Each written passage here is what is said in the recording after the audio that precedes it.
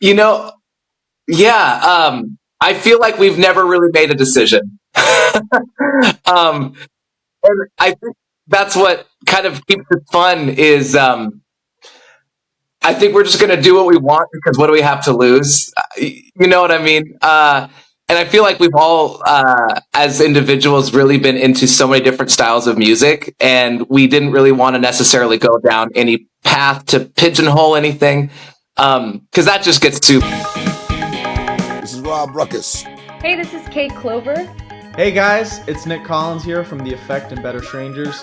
Hi, my name is Madeline Rose. Hey, it's Ben McKelvey. It's Tim Howard here from Mike and the Mechanics. Hello, I'm Amanda Lehman. I'm Billy Harvey. What's going on, everybody? I'm Casey Sampson from the band Twist Stop. Hey, it's Tony from Fastball. Hello, everybody. My name is Isaiah Mitchell. Hey guys, it's Matt here from the White Lakes. You're listening to Almost Famous Magazine. Come join us for this interview. Check it out, Almost Famous Magazine. Welcome back to The Hang, everyone, right here on Almost Famous Magazine. Thank you to everyone who subscribed, rang the bell, shared our channel. We are growing every single day, and it's because you keep coming back to watch and learn about these great musicians and artists that we keep featuring.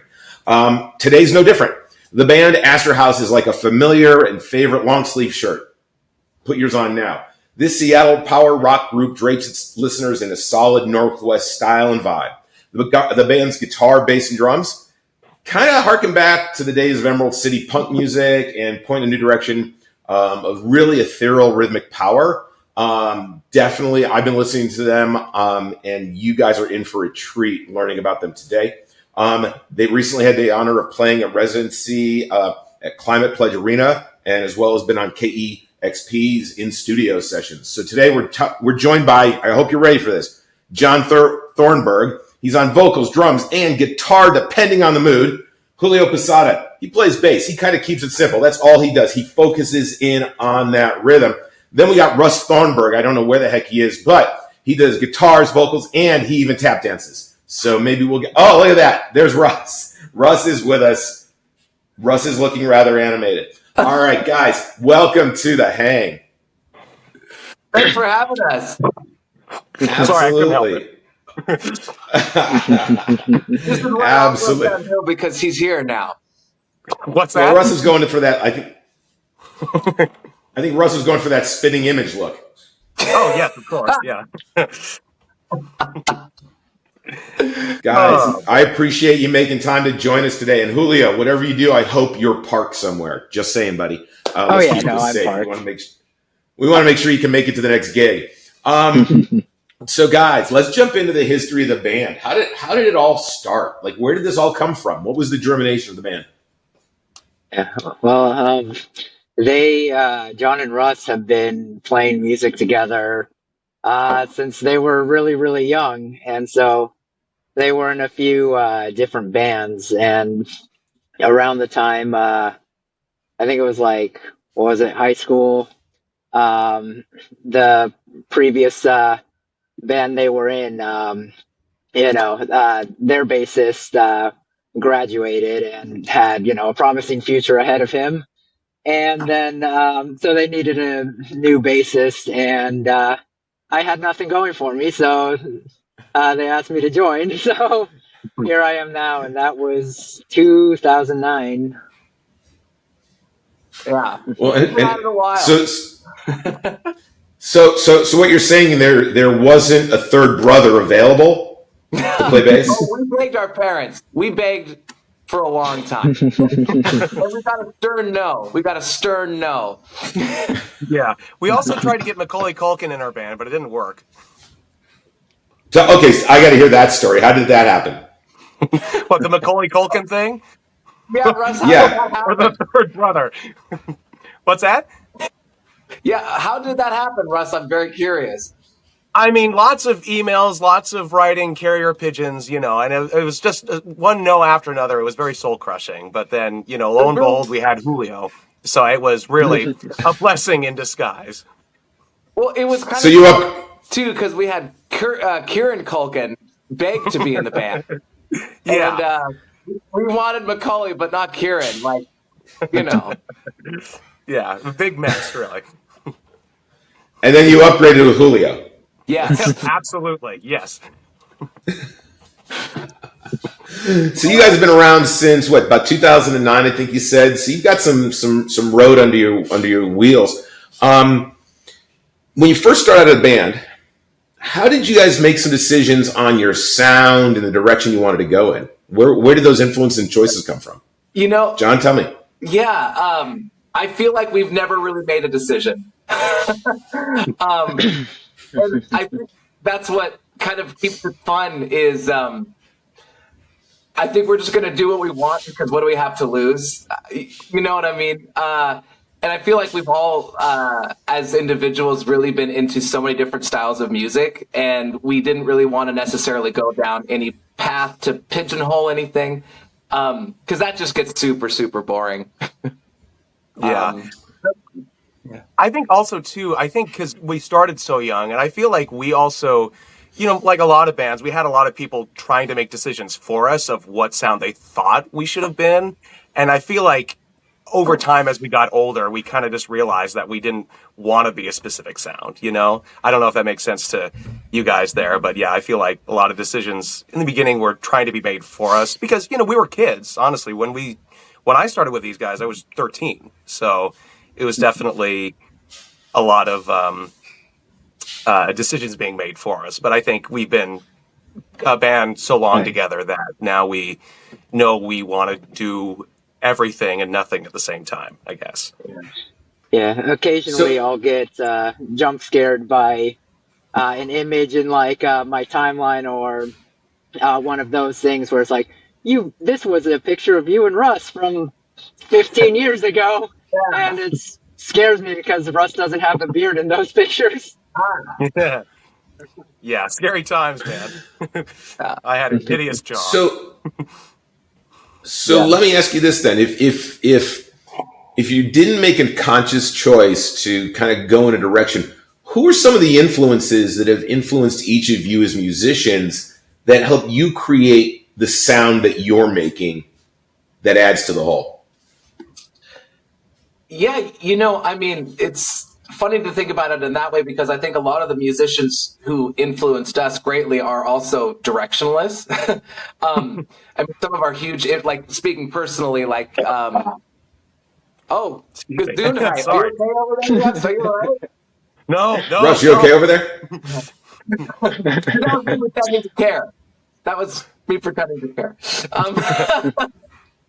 But people like Beck, Neil Young, Bob Dylan. Even though Bob Dylan is kind of pigeonholed into his sound, I liked when he went off the rails in the 80s and 90s.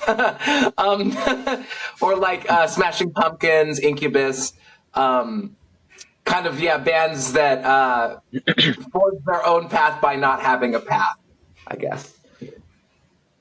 Because I know for sure, with what John mentioned about a lot of bands that influence us not really having an explicit direction they go in. They kind of just do what they want. One of the bands that I listened to a lot in high school was Typo Negative, and Pete Steele. He's got I remember hearing an interview from him, and he's just he mentioned some of his favorite musicians, and they looked at him shocked, what? And they're like, what? I grew up with a bunch of sisters, and they listened to this music, and I thought it was really neat. So he kind of has stuff all over the place, and then you've got, for me, 9 Inch Nails.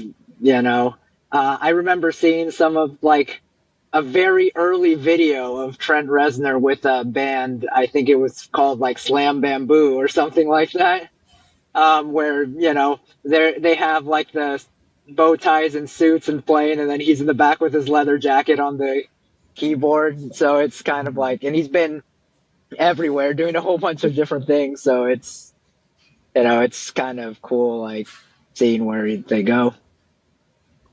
Yeah. Also, I think too, with a lot of the bands we listen to, because as a kid, I would always think, okay, these are the sort of genres I don't really like listening to, whether it be something that's more synth driven or something. And then one of my favorite artists, Beck, will do a record where it actually is synth driven, and I end up loving it. So I kind of go more well, maybe it's not specific genres I don't like.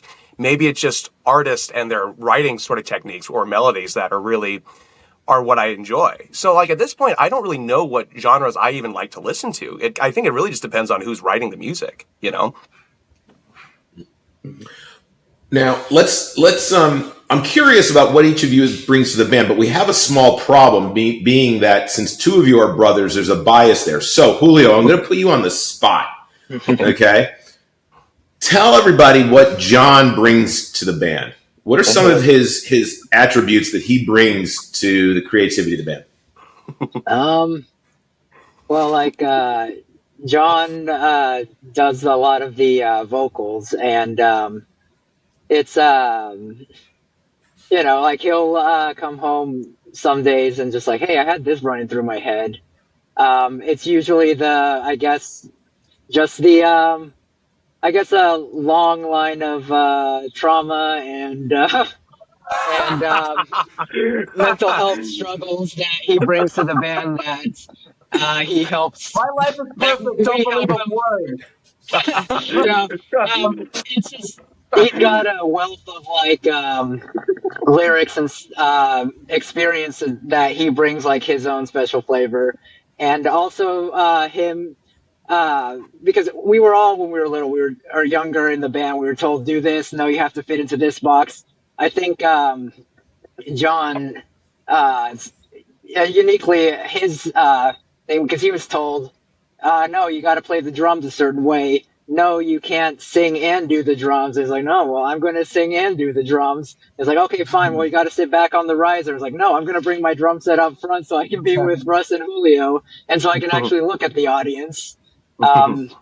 So a lot of the stuff, you know, I know he definitely helps bring sort of his own flavor to the band that helps us stand out, makes us uniquely us. So he definitely plays a big role in that. Yeah, we're very spiteful musicians. If you tell us not to do something, we're probably going to try and do it. Really? Yeah. I think of it as a spite band. So, well, Julio, so what does Russ bring to the group?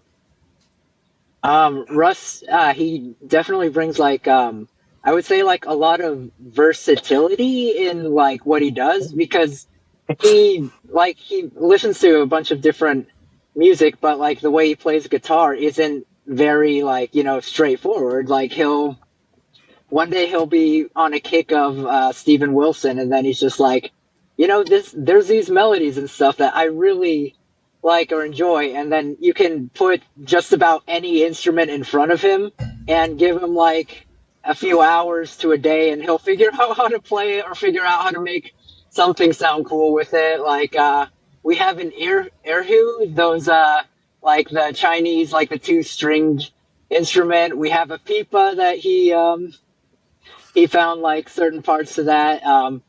We have like a cheap travel dulcimer that he found things. One time during one of the recordings for an album, he found a banjo, and then he started playing a melody that was actually one of my favorite parts in one of the songs that we recorded back then. So yeah, and I recently, because I saw that he was experimenting more with like loops and with more electronic stuff, more samples. So I thought, why don't I just give him a loop pedal? Because before that, he was literally plugging in an iPod into his keyboard and running the loops through that. And so it's like, okay, here's a loop pedal. And he figured out how to use that pretty quickly. And that's become like an extra part. So yeah, Julio bought our fourth member. Yeah. Boundless potential, I guess. I guess that's what Russ brings, is the boundless potential. Oh, Julio, stop it, you. All right, well, Julio was buying Russ. It's obvious that Julio was just trying to buy your favor, so I'm going to ask you the following question. Oh, I'm because you couldn't, really. because you guys couldn't get the Calkin brothers, and you had to settle on Julio. What does Julio bring to the group? Well, first I'll start off by saying we didn't settle on Julio. We practically begged him to be playing with us. So, like, honestly, when we got started, Julio was barely playing the bass. Like you had like just bought it or something. And I remember John and I, because we knew him before we joined a band with him, and we were always like, man, wouldn't it be cool if we could have somebody like Julio in our band? It was like, I mean, his personality is just perfect, and he seems like somebody that would be awesome to work with. And here we are, 15 years later or something. I don't know. I'm terrible at math, but yeah, it's one of those things where like Julio is just incredibly reliable and just like a rock, and also probably one of the most passionate musicians I've ever met, for sure. He's definitely, he's such a rock and a ground for us. And it's one of those things where it's just, incredible bassist for sure, but one of the cool things was we got to watch him grow and really get into who he was going to be as a musician. Because when he first started playing, I know I tell this story all the time, but we'd have his amp all the way up and you could barely hear him play.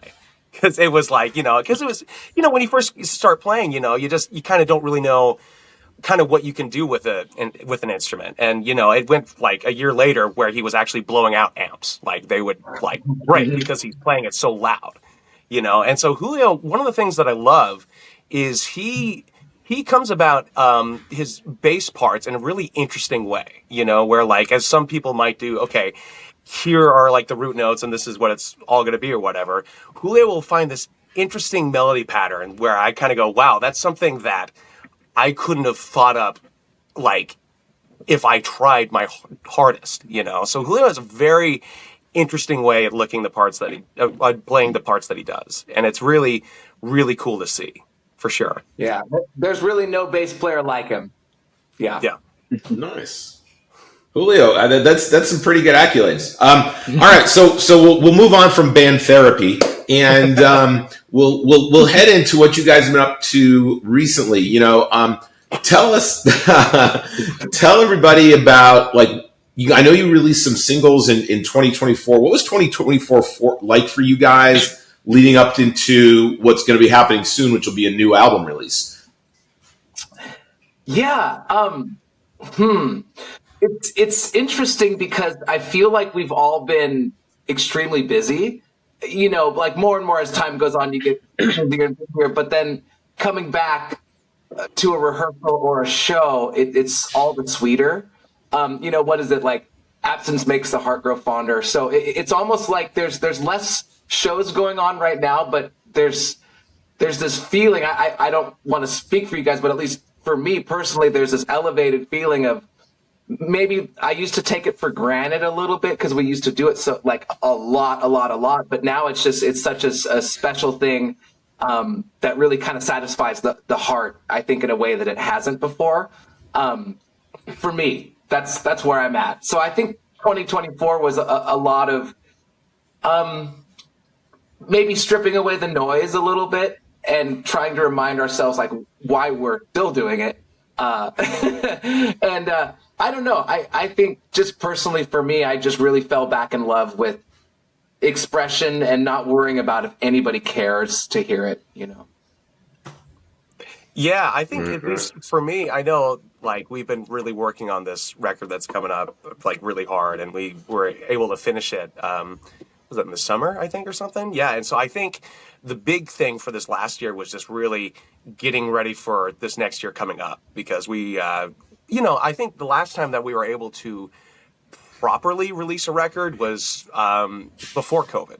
So like we had a record we were going to release and then COVID hit. So, we were going to do the whole release party thing and merch and, all the stuff and whatever. But now this will be the first time that we've been able to do this technically all as adults too, actually, because I think, I guess I was 18 when we did that. So yeah, this will be the first time that I feel like at least I feel like I'm an actual adult, so we can look at this with more, I guess, different perspective, and just have more fun with it. But I don't want to speak for John and Julio, but I know at least for me, the record that we're going to be putting out is definitely, it's the most proud I've been of something that we're going to put out. So I'm really excited for people to hear this and in a way I've never actually been before, which is very exciting. Great. Well, now, so 2025 is going to start off with a bang. You've got a new album coming out. Tell everybody about the album And let's dive into some of the tracks on the album to give people some flavor of what to expect. It might start out as more of a squeak than a bang. But there will be a noise. I don't know if anyone's going to like it.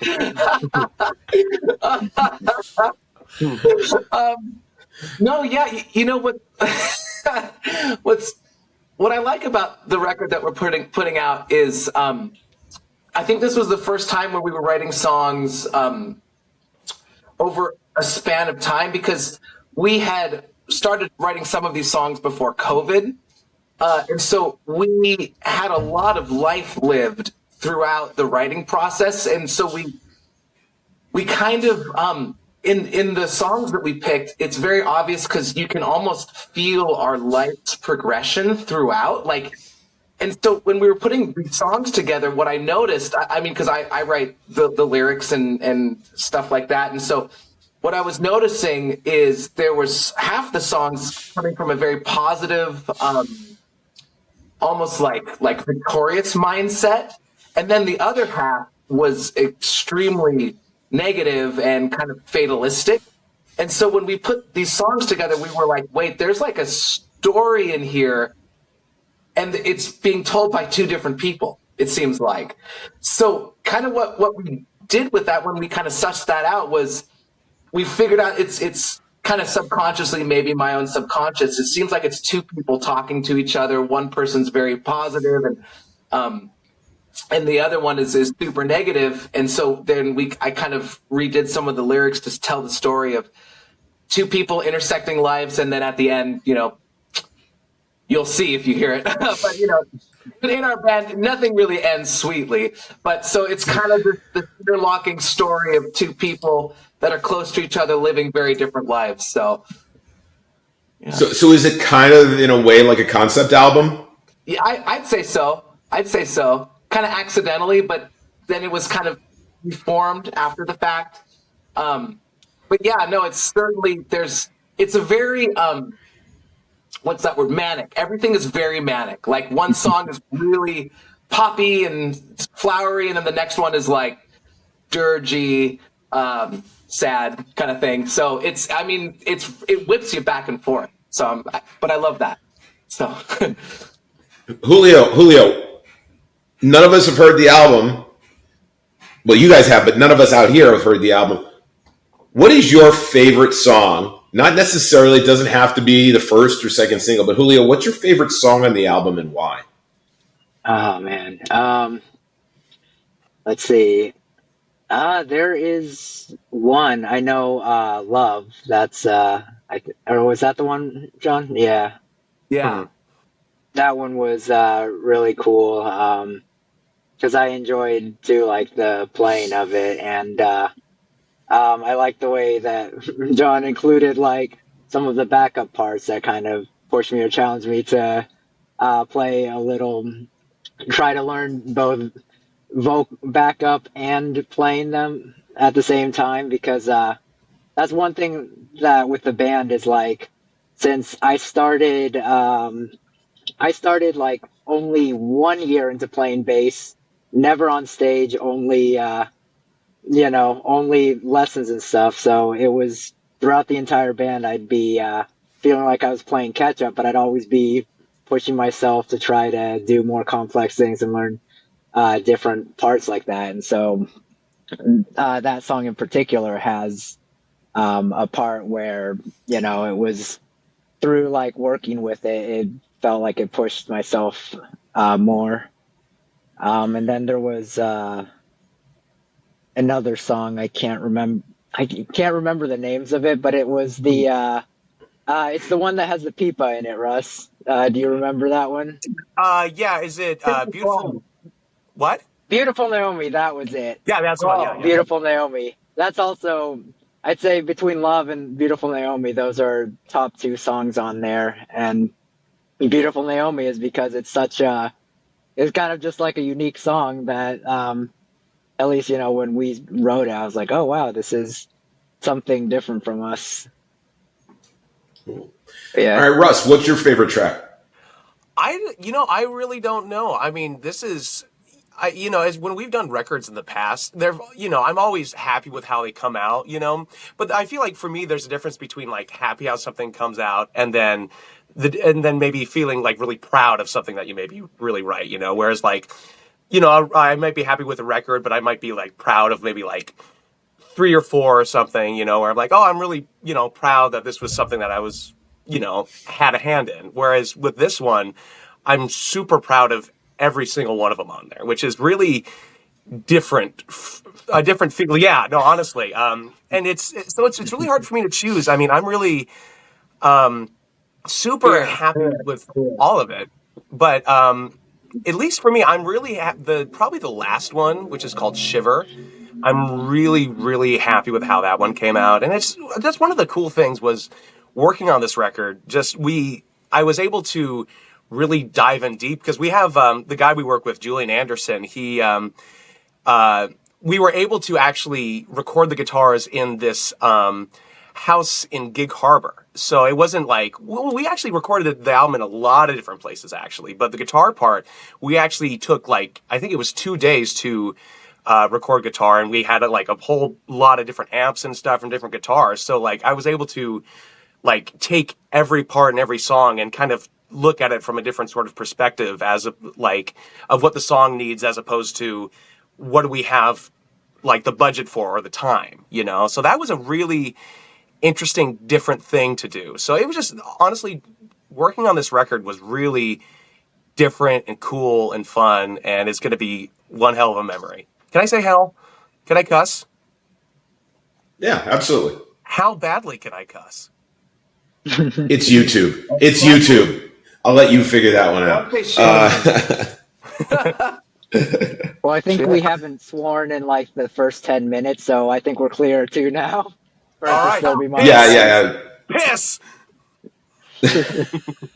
I know that's not a cuss word. Right, it's one of my favorite words. Floppers. John. Yeah. John, how about you? What is your proudest moment on the album, song wise, or your favorite song, or the song that you want people who listen to the album to really connect with? Kind of what Russ was saying is, there is really that sense of pride with the record, which is very new for me. And I would say I'll go 2. Yeah, I really love the opening song, which is called Love. It kind of sets everything up, and I honestly think that's probably my favorite song that we've done, and that's a lot of songs in 15 years.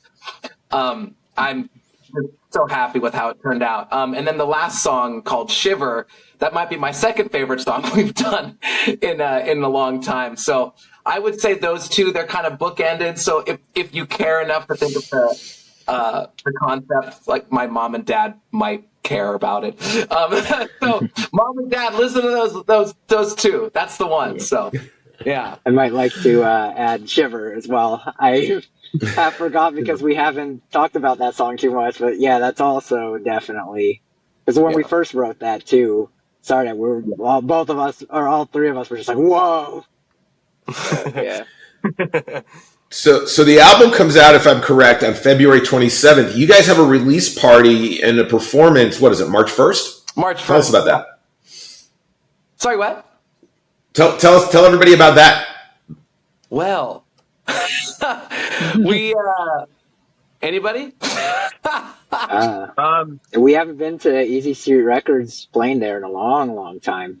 I think the last time we played there was like getting to play with John Kirsten again. And was it with his new band, or it was it was cool seeing him again after so long. Yeah. And I just remembered, the really cool thing about the release is we're going to have, I don't know, you've heard of this band, but they were one of my, like Russ and I's favorite growing up. It's a band called Loudermilk. And the singer, Davey, is actually a local guy. And I remember I reached out to him a long time ago, and I was like, there's no way he's going to get back to me. And he did, and that was like a come to Jesus moment for me, kind of freaking out. And he guested on the record, and I was like super starstruck. But and he's going to join us at the release party, sing a little bit with us. So it's kind of this like teenage fantasy thing happening, so that's what I'm really looking forward to. Sue Roach, the Pod players, it's gonna be fun. Oh yeah, I know. I haven't seen Sue Roach probably in like 3 years or so I hope she's doing great. That's gonna be a lot of fun. Yeah so I'm based in Dallas, and people around the world are going to see this. When you guys perform live, what is a live show like for you guys? I mean, I get it. There's like tap dancing going on. Are there any puppets involved? I mean, what's a show like that? What's the show experience for you guys? How many puppets are involved? Yeah. Yes, and then a number attached. Yeah, I think at least. Oh, go ahead, John. No, you. All right. Well, I feel like the main reason why people come to our live shows is to see my pants. Now, I own a pair of mushroom pants, actually. Oh, you want to see them? Well, let me grab them. Hold on. Oh my God! Here they are, right here. Oh, that's so weird. Oh, I wear these mushroom pants, and and honestly, you know what? I didn't think my life could change just from a pair of pants, honestly. And it's really, oh my God, I didn't realize how people judged upon pants. I had no idea.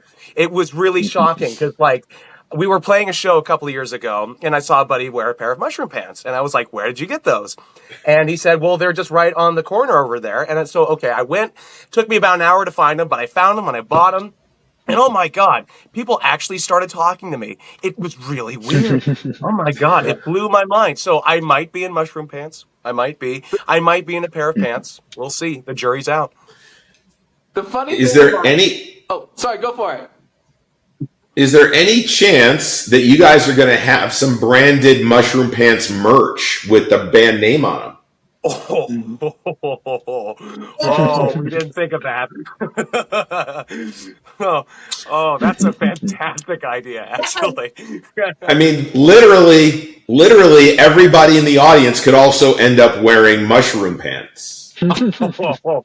Wait, but they'll steal my thunder, though. Oh, I have to be the only one. I have to be the only one. It's all I have, man. Yeah, just refer to this. He's the only one with mushroom pants, that guy. Yeah, when they asked me, where'd you get those pants? I was like, can't tell you. Can't tell you. Oh, God. I think I've royally pissed them off now. Uh-oh. Get out of here. We've lost John. John? Do not wear mushroom pants. I have worked those. Cannot wear the mushroom pants. Stop the puppet. All right. Bye. You're going to have to excuse my brother. He's a little verklempt right now. Unfortunately, everyone, we may have seen the demise of the band from this hang today. I don't know. I think we just saw some unexpected physicality. Julio made the right choice to be alone in his car. Well, I think this is going to be great. I'm looking forward to the album. Like I said, I've checked out your music. I really enjoy it. So I think everybody needs to go out and buy the album. I'm kind of curious because you guys have been working together for what is it, about 15 years now. Have you ever given any thought to, if you had a chance to work with somebody, right? Like one other artist, just get in the studio and create for a day. Like, who would that be that you'd want to write with or jam with? Julio, who would that be for you?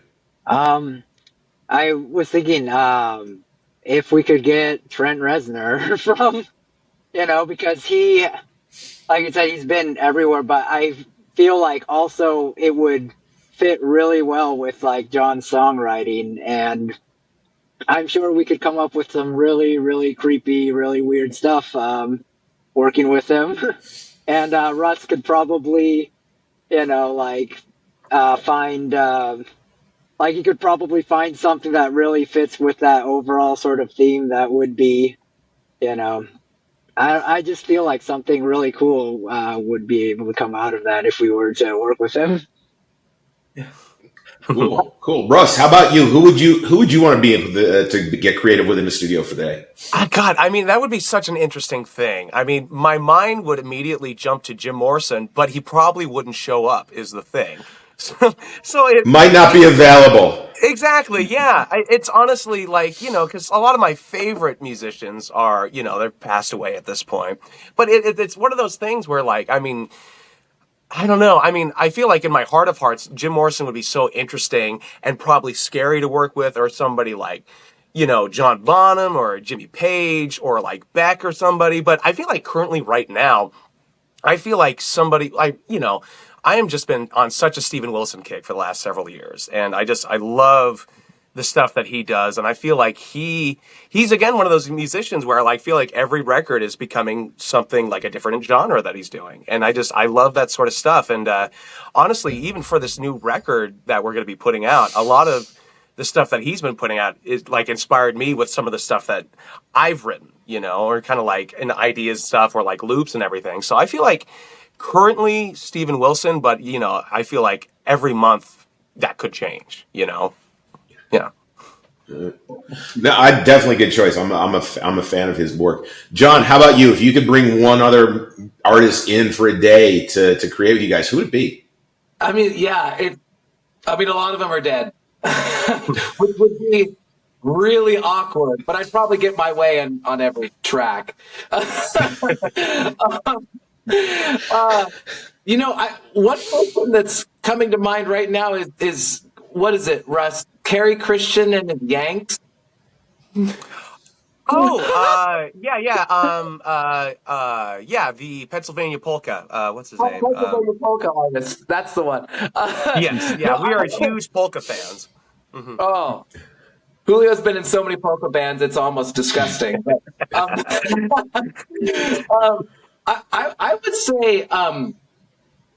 would say probably Jeff Tweedy of Wilco.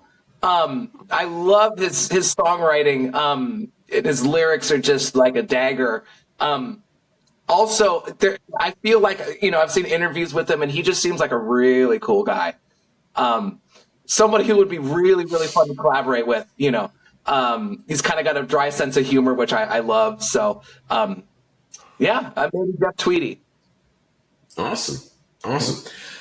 Hey guys, here's the point in our conversation, because I think this is super important that we talk about getting your music.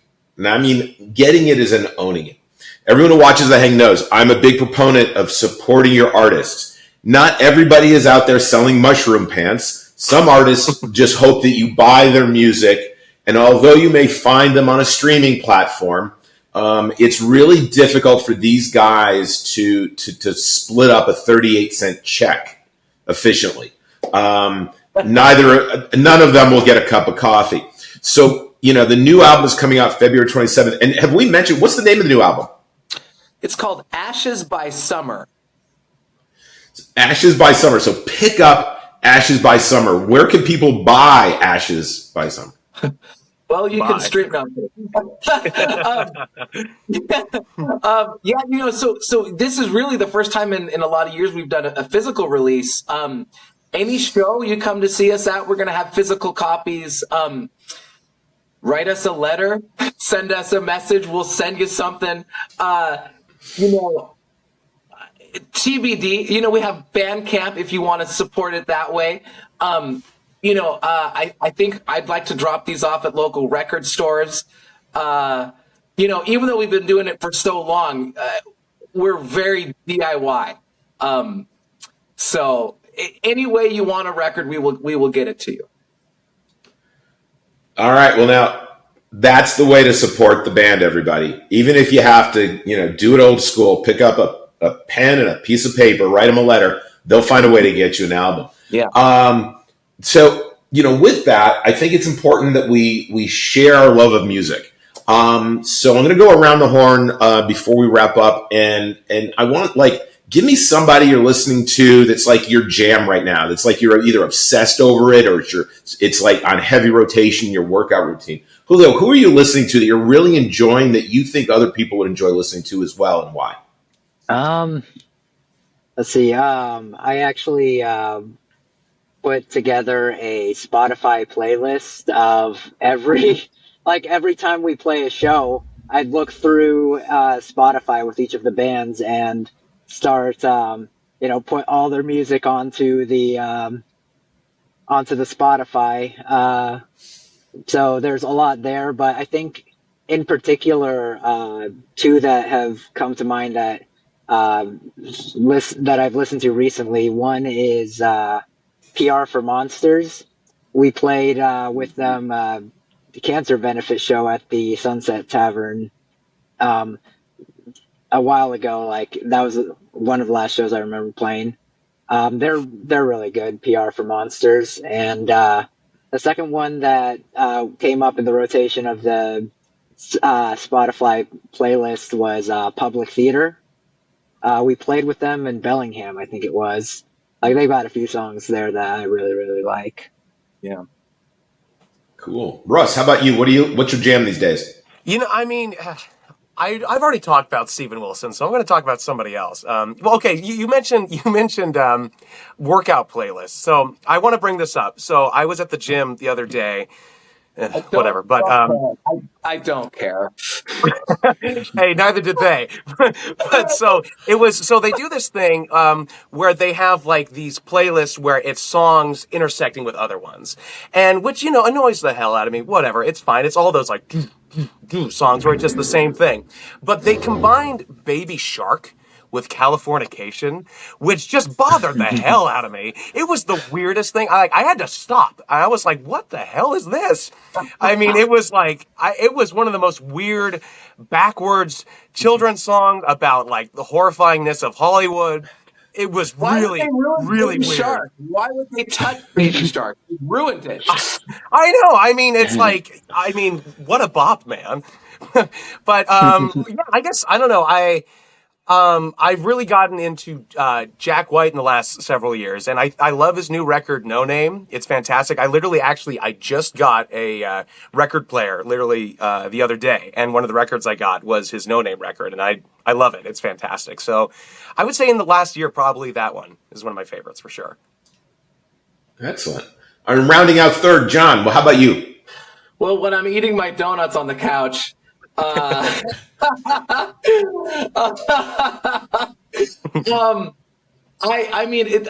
loved this artist for a long time, but I always circle back to an artist called Chocolate Genius.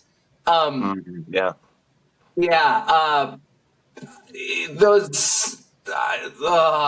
When you love someone so much, you can't even talk much about them. But if anyone's listening, I would recommend checking out Chocolate Genius. Horrendously depressing but uplifting at the same time. Amazing lyrics, amazing voice. I don't know how I describe it, like lo-fi. Russ, how would you describe it? Because you know Chocolate Genius very well. Yeah, it's like really, I feel like it's like the most depressing sort of soul music you could hear, honestly, because I feel like soul music is like, and I could be wrong, it's in its own way is supposed to be kind of uplifting, but it's like turned on its head a little bit. And so he's not really big. He never got big, but I feel like he's most known because he had a song on an episode of Breaking Bad. And I mean, we knew him before that happened. I literally just watched that show for the first time like 2 years ago or something. But I kind of defecated my pants when I heard the song because like, holy crap, I didn't know he was on this. So, but yeah, I think that's probably what he's most known for. But yeah, do yourself a favor, check that guy out. He's fantastic. One of my favorites. Awesome. Well, hey, I appreciate the recommendations. Everybody out there, this has been a lot of fun. I hope you've learned a thing or two about Asterhouse. Definitely got to go out, pick up the new album, however you can get your hands on it. Buy the music. If John is really cool with me, maybe in the show notes we'll put an actual like physical address you can write a letter to. And okay, all right, I'm going to hold you to that. Everybody, thanks.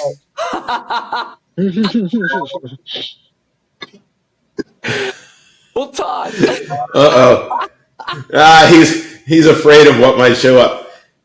Russ, Julio, John, this has been great. Thank you so much for coming out and hanging with me today, getting an idea about your music, learning about the new release. I wish you guys all the best with the with the album release show. It's been really good getting to know you. Thanks everyone for hanging with us. Please continue to, subscribe, share these with your friends, hit the button. We continue to bring these to you, and we appreciate everyone's support. So, guys, thanks for joining me today. Thanks for Thank having you. us. Great to meet you. Thanks. Great to meet you, man. Great to meet you guys. Till next time. Keep hanging.